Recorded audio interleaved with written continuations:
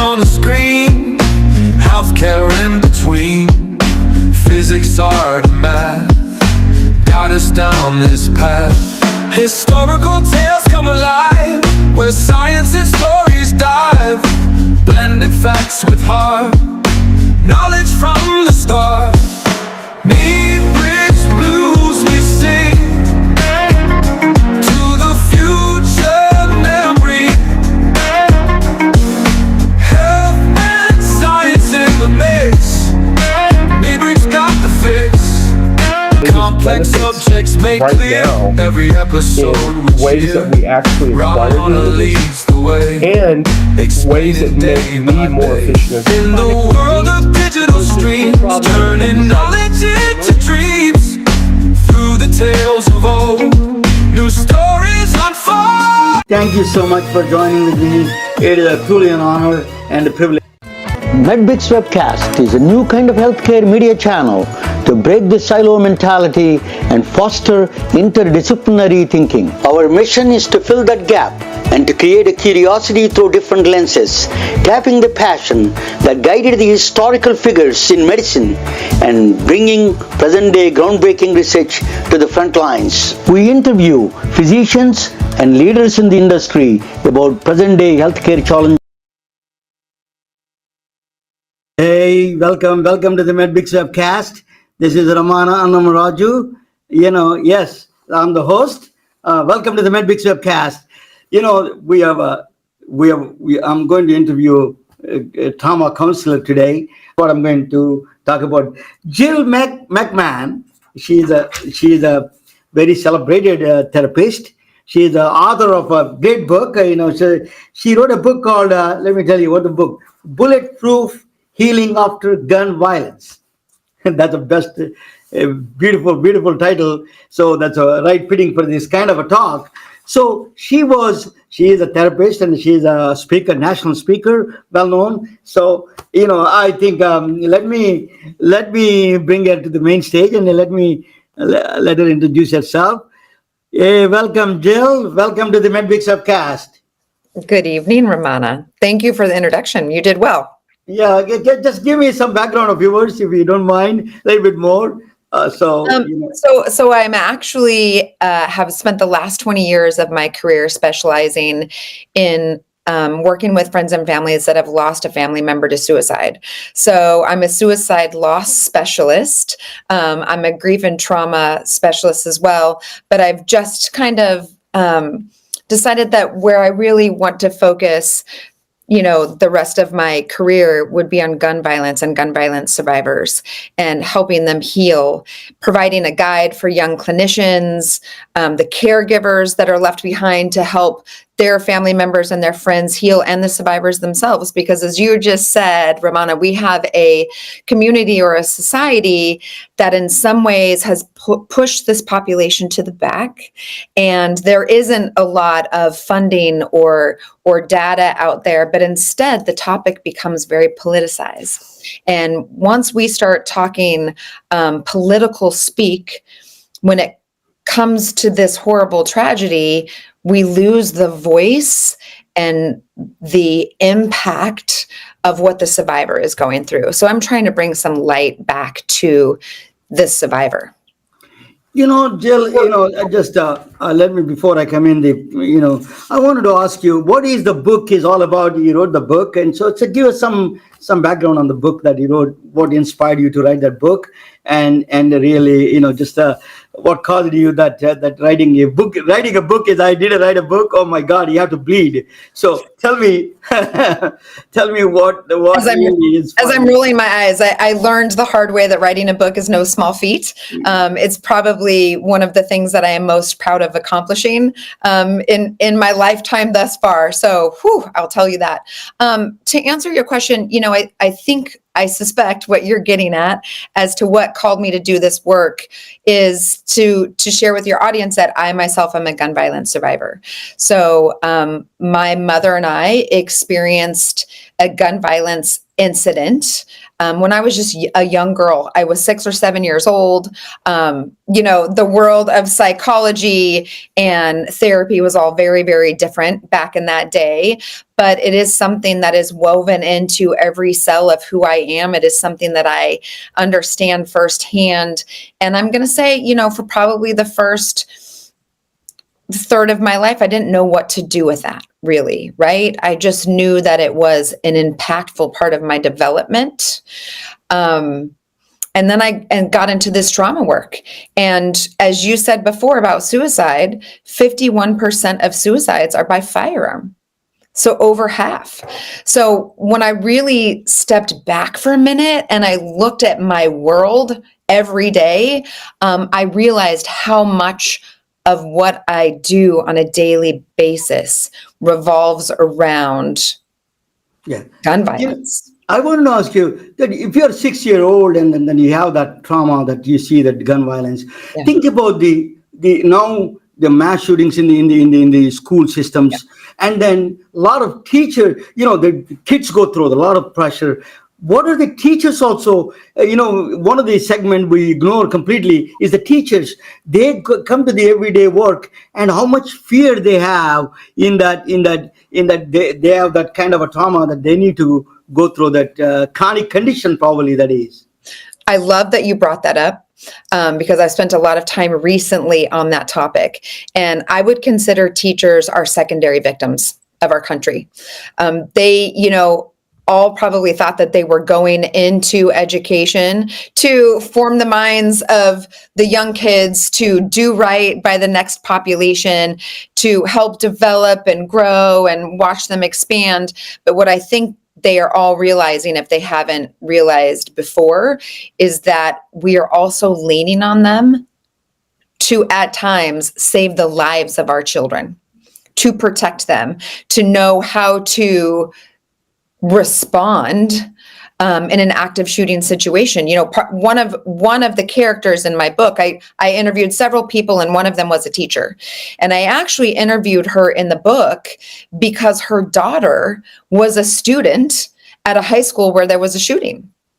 And so I really wanted the angle of the caregiver. What was it like for you to try to love her out of this, to try to provide the support and the safety that she psychologically needed for all of those years after the shooting? And what I learned in my interview with her is that she is also a teacher, the mom, now currently. And on the day I interviewed her, they had a shooting drill. And in the background, you could hear sirens and, the alarm that said, "Run, hide, fight. Run, hide, fight." And gosh, I kept thinking to myself, what kind of trauma response is that causing right there?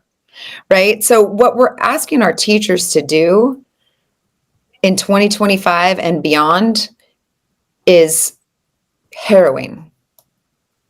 It is a total tragedy in that sense. I heard somewhere they wear the clothes because they don't know which day they get shot. There is somebody comes in and shooting people, so they wear comfortable clothes like a pants, and because they can run faster. So it's a psychological way of creating that mindset.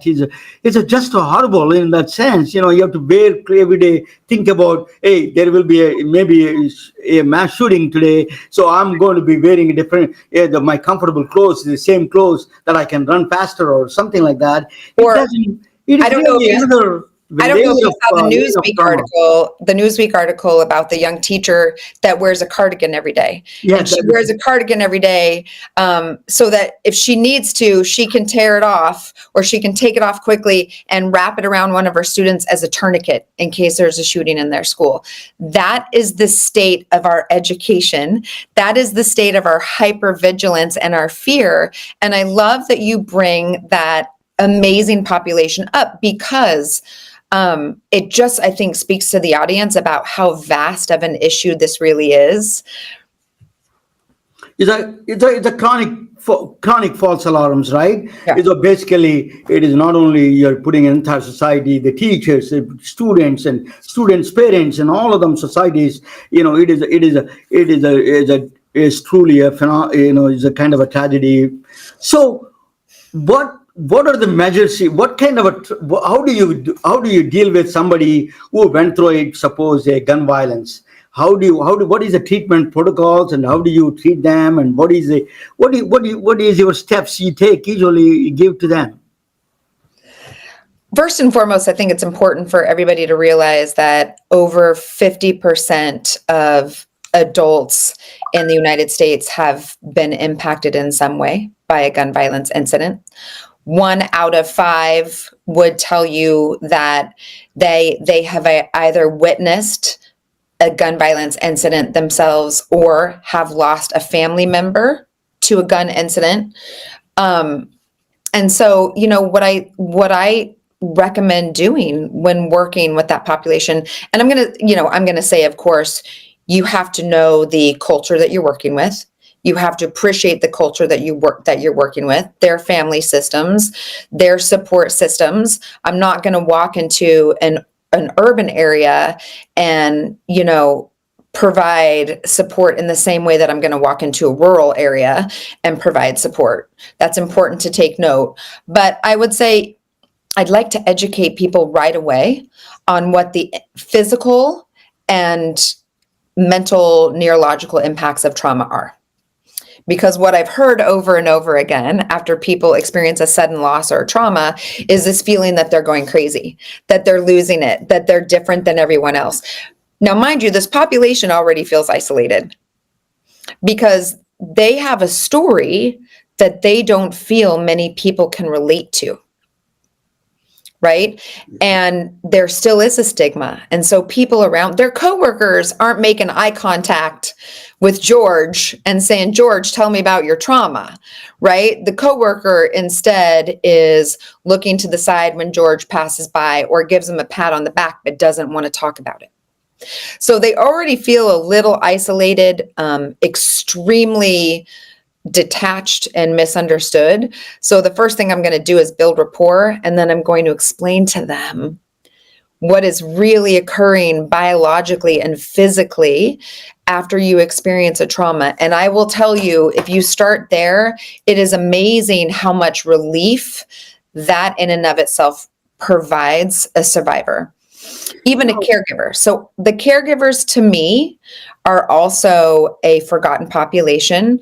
It's your grandparents that are looking after you, or your spouse that doesn't know how to best help you, or even your boss that doesn't quite know how to approach you. It could be your physician, in all honesty.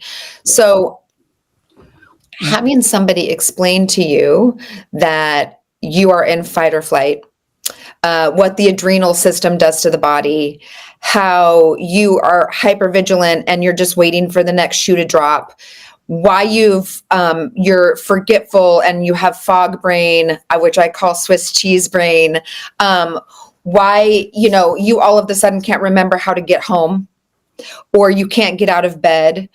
So once I explain that those things are real, they're biological. You haven't created this victimhood, right? That there is like this huge weight that lifts off of their shoulders when we start there. And then I slowly, I just implore that they talk about it. We have to clean out their trash can. Jill, let me switch the topic a little bit about suicide. Please. I am in Silicon Valley. There's a few miles from here, like 5 miles from here, Palo Alto. One of these high schools is a very intense. The large number of suicides actually is very notorious in the Silicon Valley high schools, because these kids have academic pressures, they have these competitive pressures, and they come in to go to the railway, the train, in front of the train, and a lot of commit suicides. It's a huge problem. Is it society? What the society can do is creating this unnecessary pressure on the academic side, or we are really, the health should be health should come first, right? It's not the education or anything else. If it is not serving that purpose, I think that we need to rethink about our priorities. So tell us a little bit about the kids' suicidal thoughts and suicides, and then a lot of times how they, as a therapist, how do you recognize these kind of conditions with the students? Well, what you bring up, Ramana, is something that I think you and I know, that health comes first over academia, over accomplishments. Do I think that the rest of the population is starting to realize that? Yes, post-pandemic, but we have a long way to go. We need to start realizing that it is valid that our children are under far more pressure than we ever were. We need to stop comparing ourselves or our childhood strife to the strife of kids today. They're not even on the same plane, so please don't do that. And we need to stop putting their extracurriculars and their GPA and their college admission ahead of their happiness. I think we're starting to get it, because we do realize that we have a real mental health crisis with young adults on our hands right now.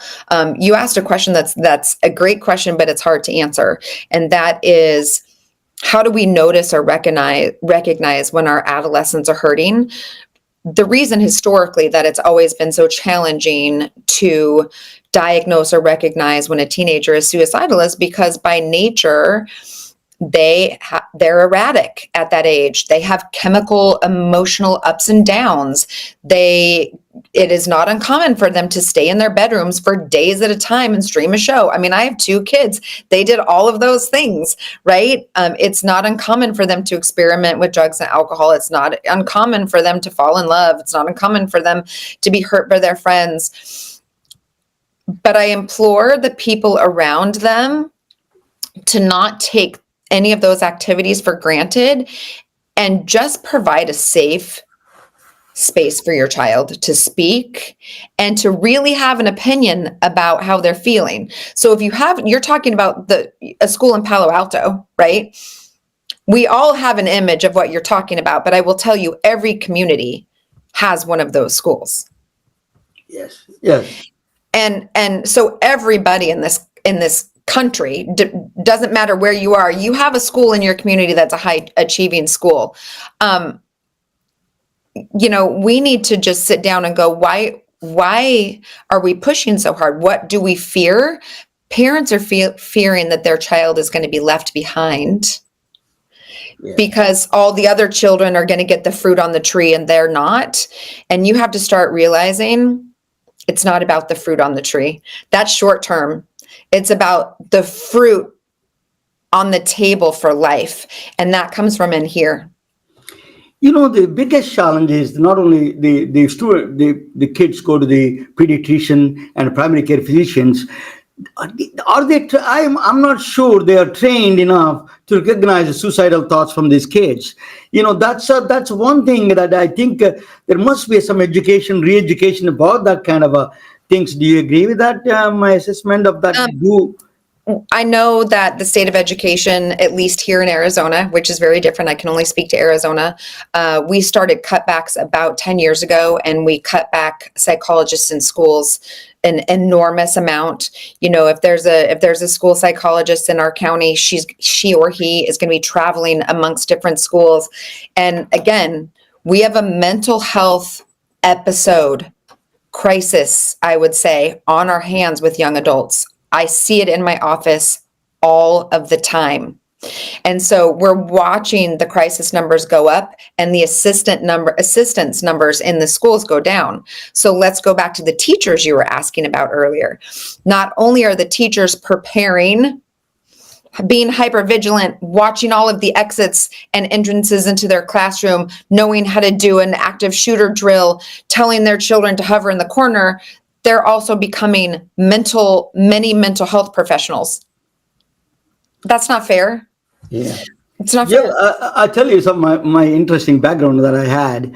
I used to teach in New York, in Manhattan, when I was going through a student life. I was doing finishing degree, and a lot of these people came from Bronx. They recruited people with the troubled children. They recruited them. they used to bring guns to the class. You know, Wow. that. But one thing I learned is I changed them. That I really created interest in electronics and how to prepare camera. Immediately, these kids turned around, and in fact, they changed. When I left the place, they went on a strike to tell the principal they want me back. Yeah. So I think that there are children. Doesn't matter what they. If you address them right way and tap their potentials, recognize their good things, I think people change. That's my own experience. Actually, that is. It's beautiful. One of the thing is that the Luigi Maggiano, the guy up there, he took a 3D printed gun, and then he took up violence. I don't know, injustice in the healthcare system, understandable, but even there, and he took a violence as an option. What do you think of that violence? And I'm going to bring this kind of people with the anger and frustration. How did they do that? Another person going to join with me is a Joshua Bird. He's coming from Atlanta, Georgia. I had a very interesting thing with the Joshua, because I was visiting Atlanta with my friends. I was invited a guest for the conference through my friend. It is a gun violence. He is a Joshua. Conducted a gun violence seminar with the the Morehouse School of Medicine. So in that medicine, what I surprised, the statistics are staggering. What they said was that 60% of the people who are coming to ER are the gun victims. Let me bring him onto the table. Please. Joshua, you can explain better for me than let me bring him there. Joshua. Hey, welcome, Joshua. Welcome to the MedBix webcast. Thank you for having me, and excited about being here. And thank you so much for the work that you do day in and day out, and week in and week out, and over the years, what you've been able to compile with respect to your show. So it's definitely a privilege to be on this evening. Yeah, thank you. Tell us, Joshua, Jill is talking about the violence, and then both you can comment on anger. So first, Jill, let you comment on the anger that guy has, Luigi Maggiano, that anger you showed into the violence. Then we'll talk about the young people anger and frustrations. We'll talk with Joshua. Go ahead, and Jill, if you can comment on that. So I'm so curious to hear what Joshua's point of view is on this as well. But my assumptions, and they're just that, they're assumptions, right, is that we have a young man who supposedly was experiencing chronic pain. And chronic pain really is a factor in mental wellness. It is also a factor in suicidality. So I've always had this philosophy, just in doing the work that I've done for 20 years, that typically a mass shooting or a shooting that is so public like that is a homicide before it's a suicide. So I suspect that he was prepared that he may not come back, that he may not come out of that. I suspect that he was in the middle of his own mental health crisis. Again, we're all just speculating at this point, but when I look at that situation, I can point out several factors that lead to the end result. Joshua, you do a great work in the gun violence. You deal with the young. Atlanta is the epicenter of these problems. This is I know Atlanta very well. Atlanta is a beautiful city. But there is some problem that the young people. This gun violence is a big problem there. Tell us a little bit. Why that anger, frustration in there. Tell us your take on that process. Yeah, for sure. So first, I'd like to just give a shout out to one of your colleagues, Ms. Phillips with A Reach. And she always says, if you can ease the mind, you can reduce the crime.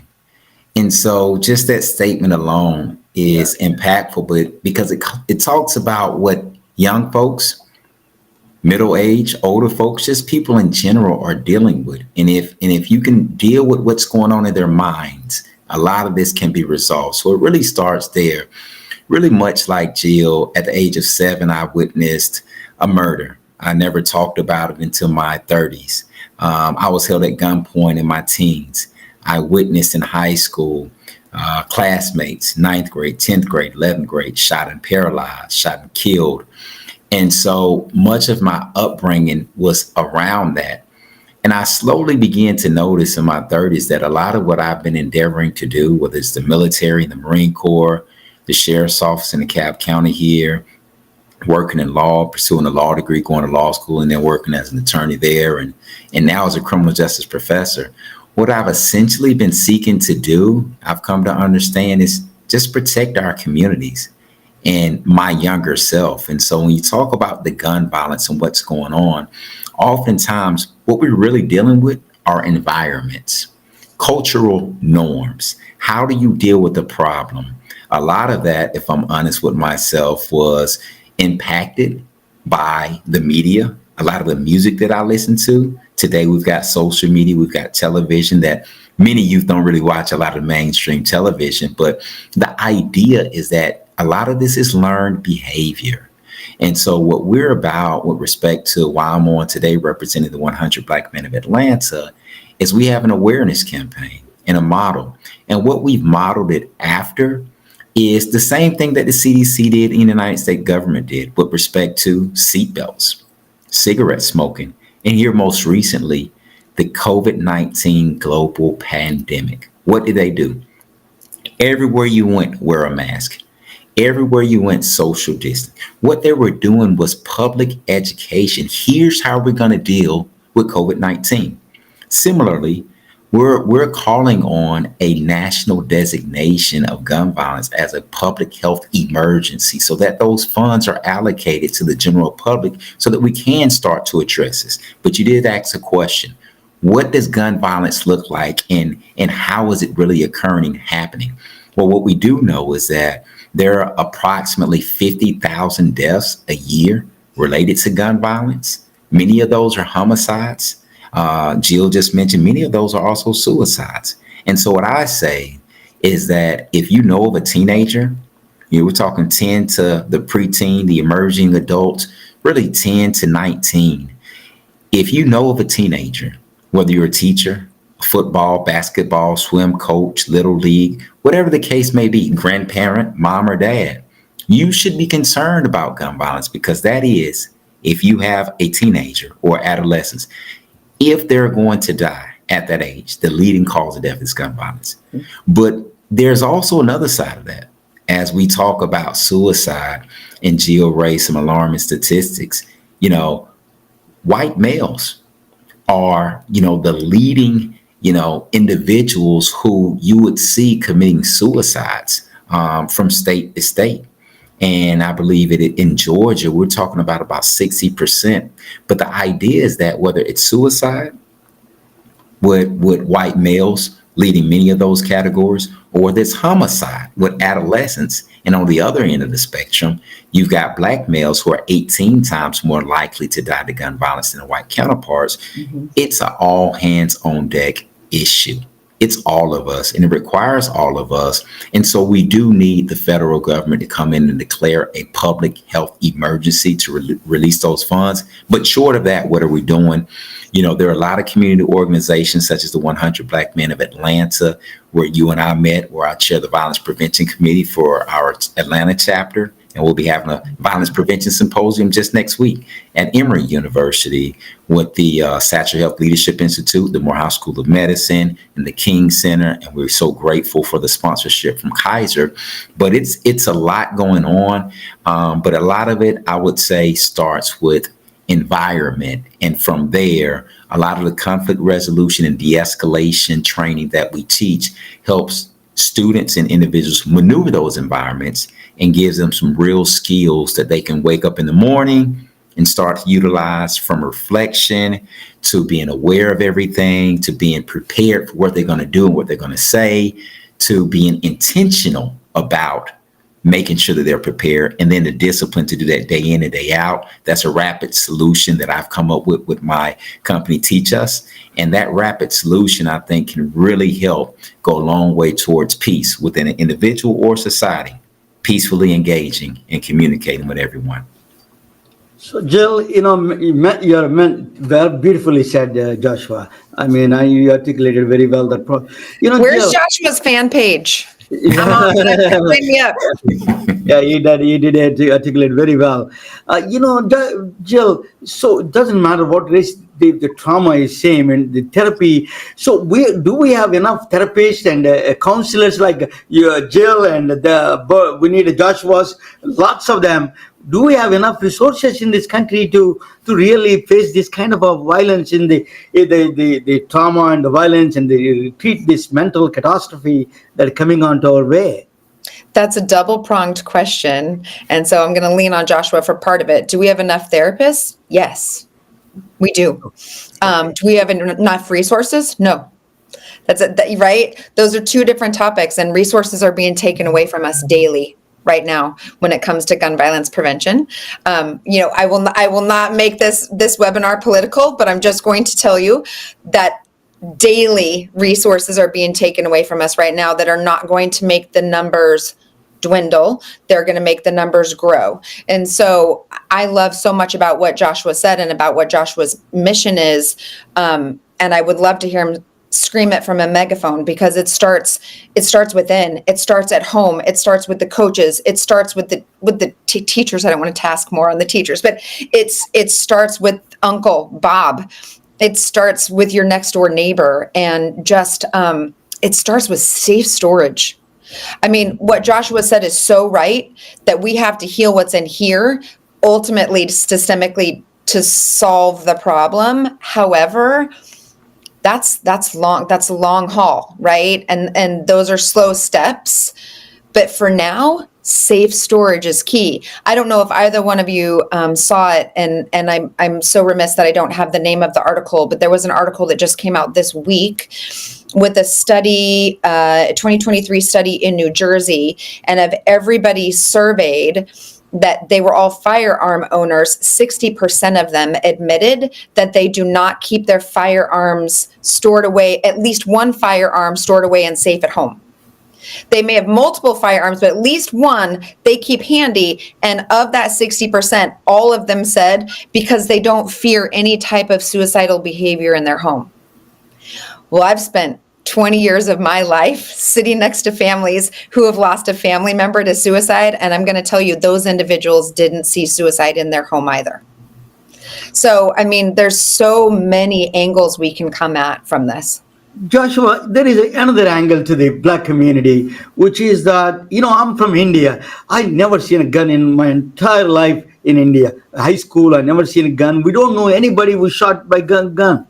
I never know entire my life there in India when I was growing up. So I didn't know not even a single person that got shot in India. Okay. So maybe I had one or two suicides. Maybe they used to do pesticides and they drink a pesticide, and that's a very rare one person in the entire my life I had. But here is so common. It became I don't know what is a frustration among the black community.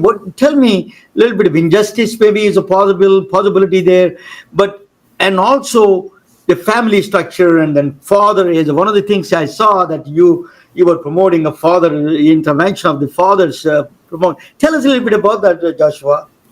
Yeah, so you're exactly right, Jill. It safe storage is key. But to answer your question, the idea is this. Here are the numbers. There are about 48,000 folks die with respect to gun violence annually. Now, the lion's share of those deaths are from suicides.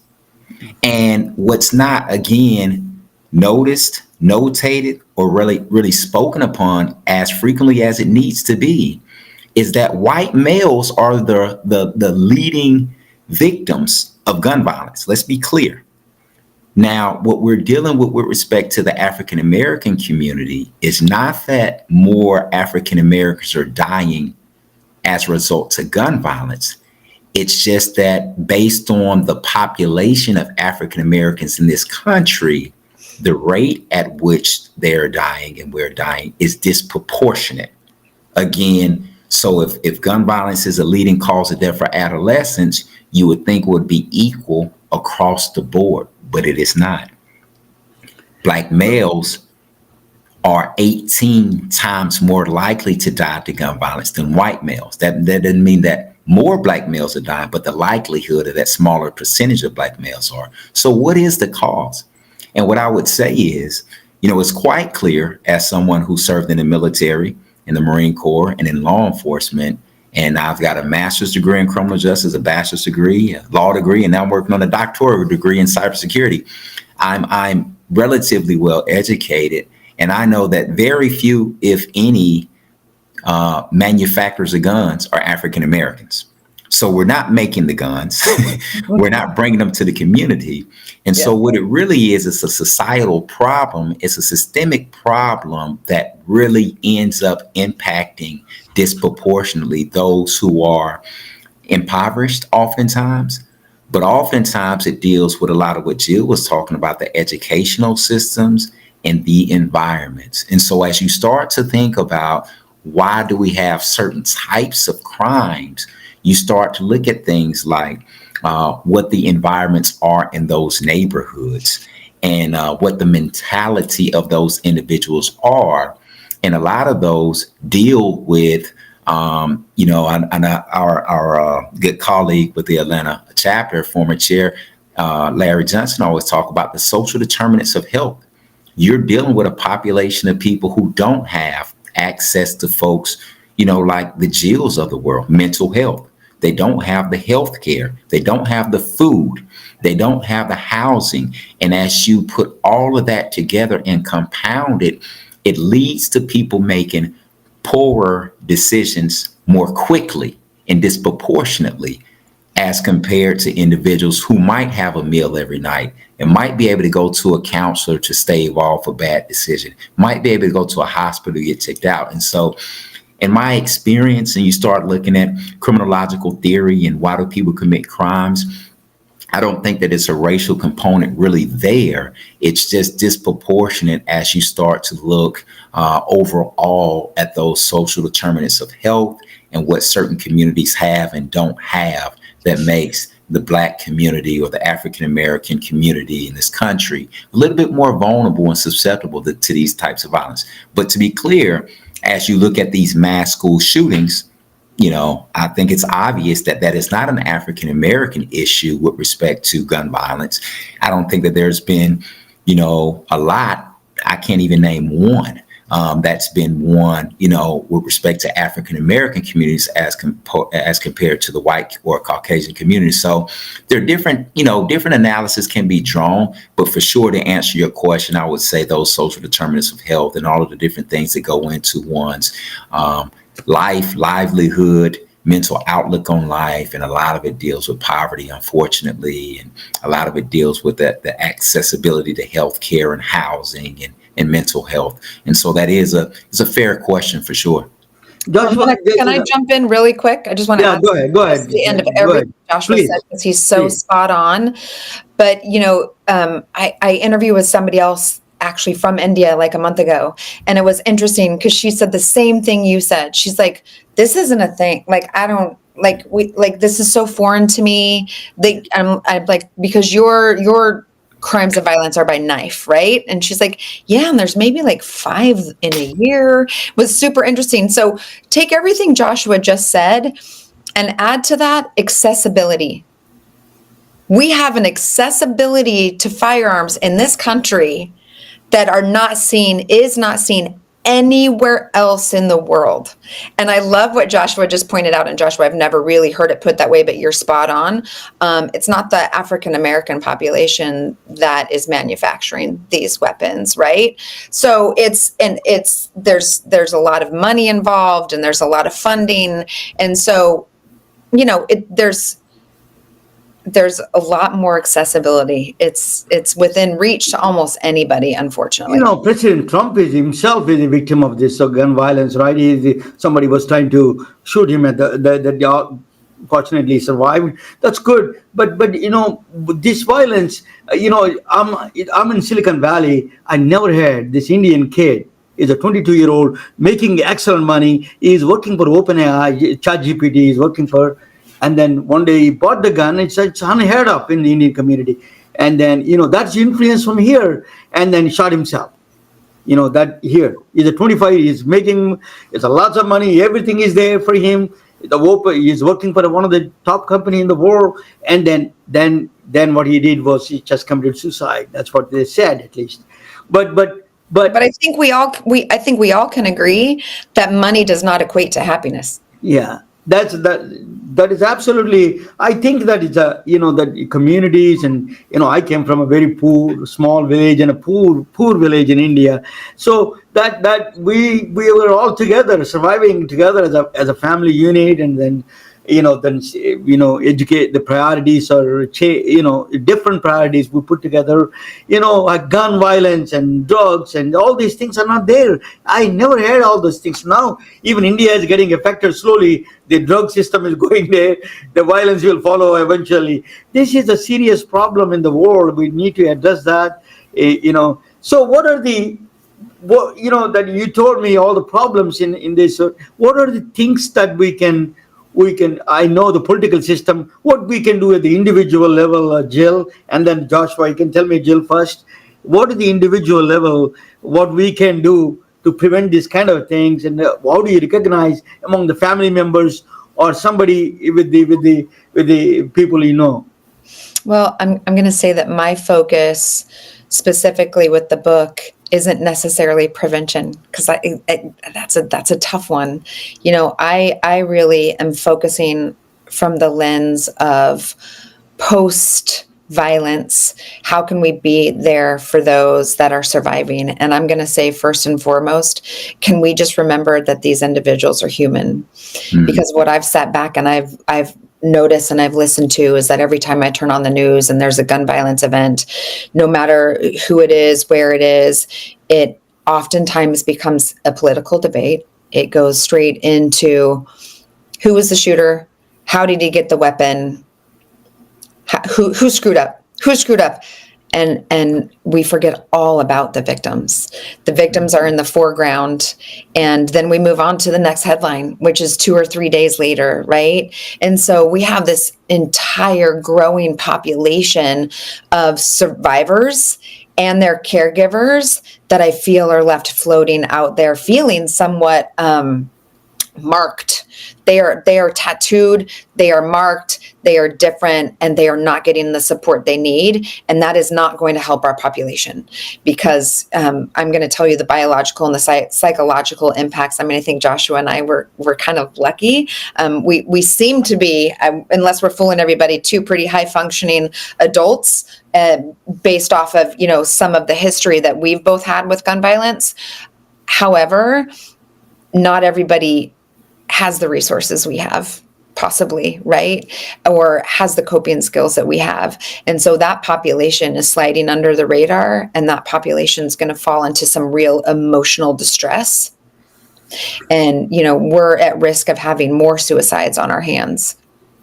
Joshua, public, as you said, that this gun violence is a public health issue. Mine is healthcare media channel. That's why I was telling you that gun violence is a very concerned subject for us. That's why I attended your seminar. So tell us, how can we prevent these kind of things? What are the the systemic, there's a big problem, systemic problem, but individual level, people like you, that you're doing a project success rate, as I saw that the success, one of the things that you're doing, Atlanta Black Men, 100 Black men doing it. So tell us a little bit of the tools that you do preventing overall these kids, this kind of violence. Yeah, sure. And right before I do, I'll just tell you, you're exactly right, Jill, again, in that, we may seem like high functioning adults, but I am one who for sure takes advantage of and benefits from mental health therapists, psychiatrists, psychologists, mental health counselors. I dial 988. I've dialed it before, not per se for suicide prevention, but if I'm not feeling good and I'm on the way to the VA and say, hey, I need to talk to someone, I've utilized it. Everyone didn't have that opportunity or have that knowledge base. So there's a huge educational opportunity there, number one. But how do you solve it?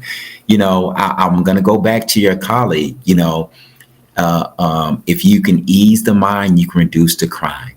I did a special with Beth Galvin not too long ago.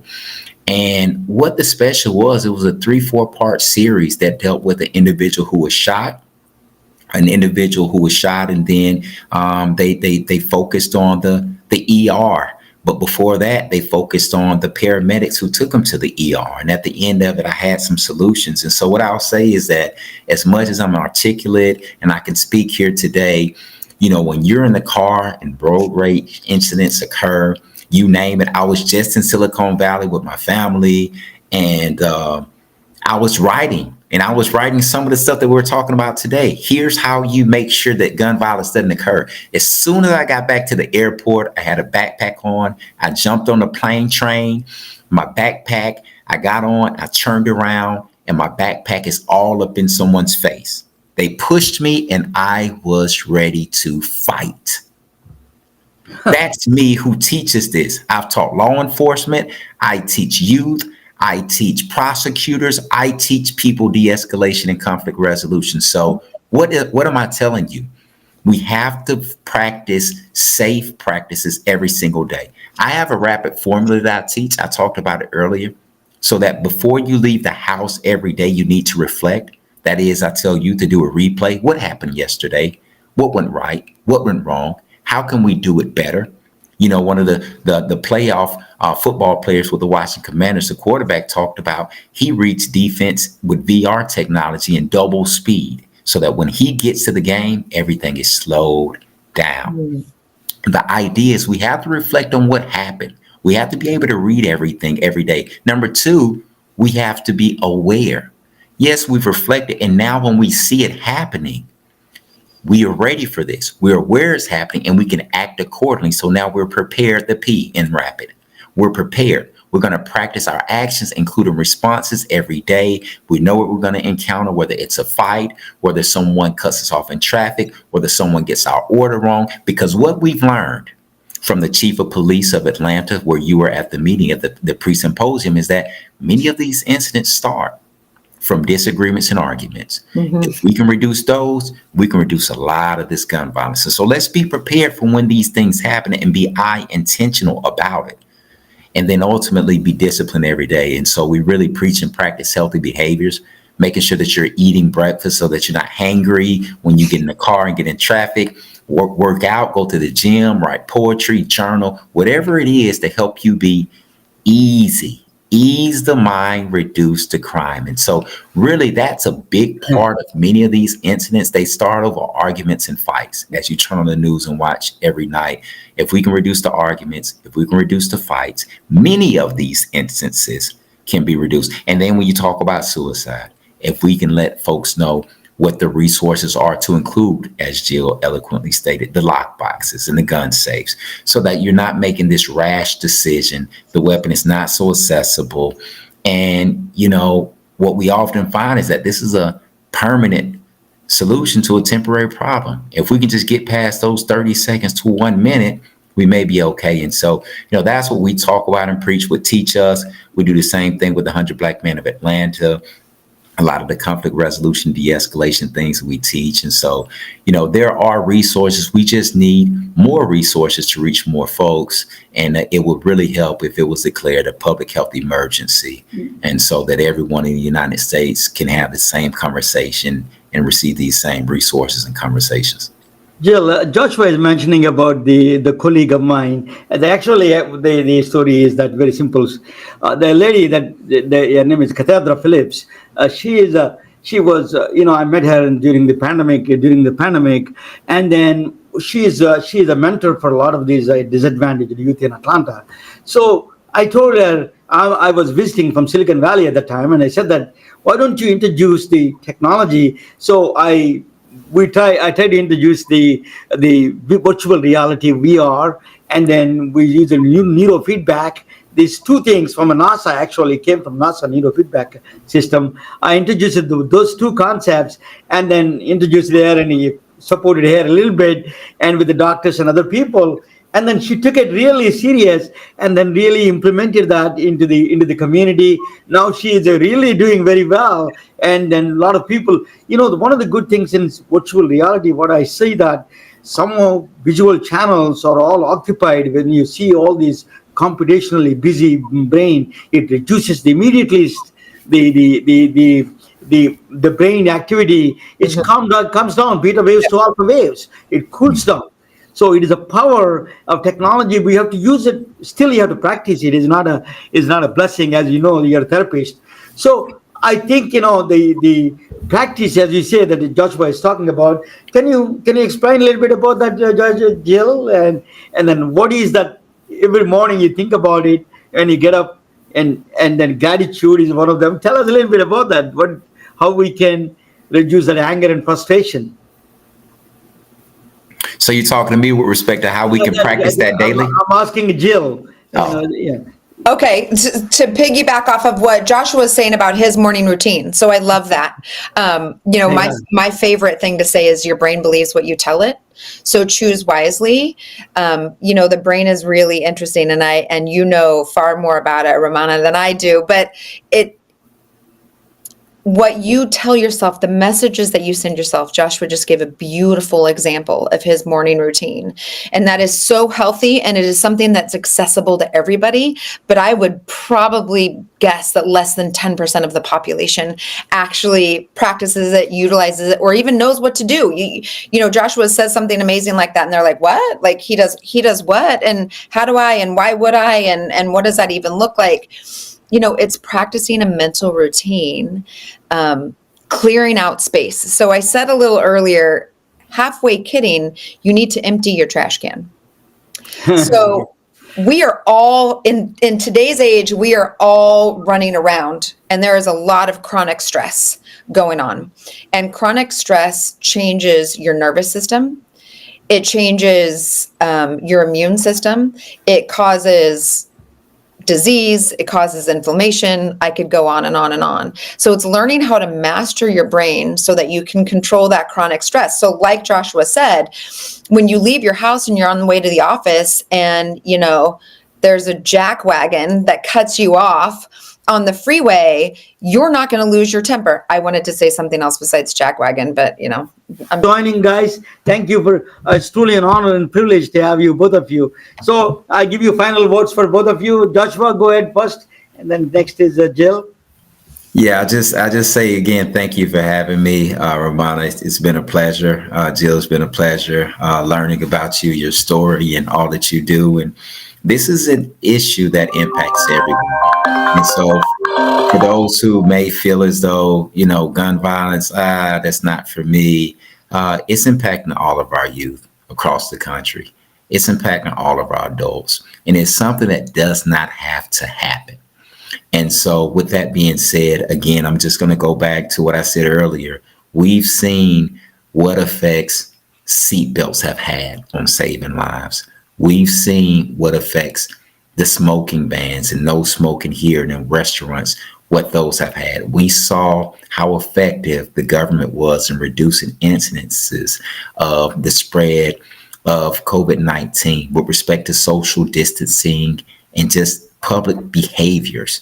And we're just asking and advocating for the same with respect to gun violence. If we can pump and if we can have the same amount of resources behind reducing deaths related to gun violence, that's what we're all about. Yes, there are things that we can do as individuals. There are things that we can do as communities. There are things that organizations are doing. But to be most effective, we need all hands on deck, including the federal government and the state governments. And so that's one of the things that we're calling on.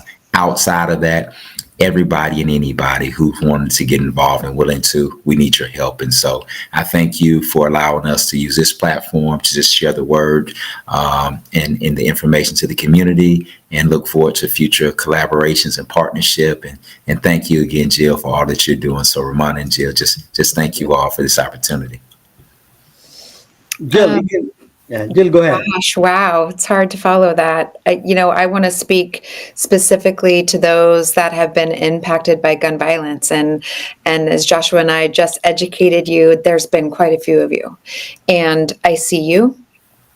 And that isn't just the direct victim. That isn't somebody that has looked a gun in the face. I'm talking about EMTs, and I'm talking about first responders, and I'm talking about emergency room doctors, and I'm talking about the apartment cleaning crew that has to come in after an event and, and clean up. I'm talking about, hello?